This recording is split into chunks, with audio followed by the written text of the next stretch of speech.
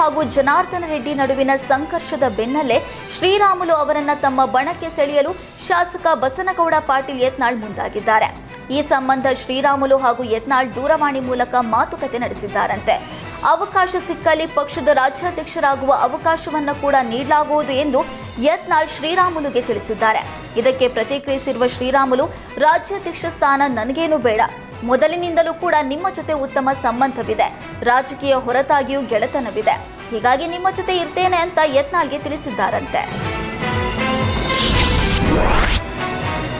ಇಂದಿನಿಂದ 2 ದಿನಗಳ ಕಾಲ ಧಾರವಾಡದಲ್ಲಿ ಆರ್ಎಸ್ಎಸ್ ಬೈಠಕ್ ನಡೆಯಲಿದೆ. ಧಾರವಾಡದ ಶೆಟ್ಟರ್ ಕಾಲೋನಿಯಲ್ಲಿರುವ ಶೃಂಗೇರಿ ಶಂಕರ ಮಠದಲ್ಲಿ ಬೈಠಕ್ ನಡೆಯಲಿದೆ.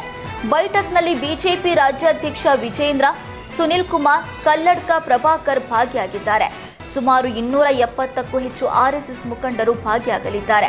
ದಕ್ಷಿಣ ಮತ್ತು ಉತ್ತರ ಪ್ರಾಂತೀಯ ಆರ್ಎಸ್ಎಸ್ ನಾಯಕರು ಭಾಗಿಯಾಗಿ ರಾಜಕೀಯ ಸೇರಿ ಹಲವು ವಿಚಾರಗಳ ಬಗ್ಗೆ ಚರ್ಚೆ ನಡೆಸಲಿದ್ದಾರೆ.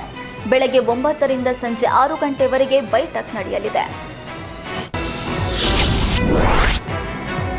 ಮಂಡ್ಯದ ಬಿಜೆಪಿ ಜೆಡಿಎಸ್ ಮೈತ್ರಿಯಲ್ಲಿ ಬಿಕ್ಕಟ್ಟು ಮುಂದುವರೆದಿದ್ದು, ಮನ್ಮೂಲ್ ಚುನಾವಣೆಯಲ್ಲಿ ಬಂಡಾಯದ ಬೇಗುದಿ ಸ್ಫೋಟಗೊಂಡಿದೆ. ಮೈತ್ರಿ ಅಭ್ಯರ್ಥಿಗಳ ವಿರುದ್ಧವೇ ಬಂಡಾಯಗಾರರು ತೊಡೆ ತಟ್ಟಿದ್ದಾರೆ. ಮೈತ್ರಿಯಿಂದ ಎಚ್.ಡಿ. ಮಂಜು ಹಾಗೂ ನಾಟಕಹಳ್ಳಿ ಮಹೇಶ್ ಅಖಾಡಕ್ಕೆ ಇಳಿದಿದ್ರೆ, ರವಿ ಹಾಗೂ ಎಂಬಿ ಹರೀಶ್ ಬಂಡಾಯ ಅಭ್ಯರ್ಥಿಯಾಗಿ ಸ್ಪರ್ಧೆಗಿಳಿದಿದ್ದಾರೆ. ಫೆಬ್ರವರಿ 2ರಂದು ಮನ್ಮೂಲ್ ಚುನಾವಣೆ ನಡೆಯಲಿದೆ. ಆದರೂ ಕೂಡ ಬಂಡಾಯ ಶಮನಕ್ಕೆ ದೋಸ್ತಿ ನಾಯಕರು ಮುಂದಾಗಿಲ್ಲ. ಹೀಗಾಗಿ ದಳ ಕೇಸರಿ ಬಂಡಾಯ ಲಾಭ ಪಡೆಯುವುದಕ್ಕೆ ಕಾಂಗ್ರೆಸ್ ರಣತಂತ್ರ ಹಿಡಿತಾ ಇದೆ.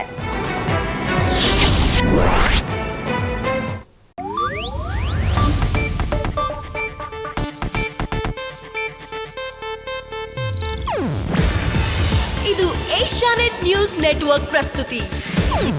ನೀವು ನೋಡ್ತಿದ್ದೀರಾ ಏಷ್ಯಾನೆಟ್ ಸುವರ್ಣ ನ್ಯೂಸ್.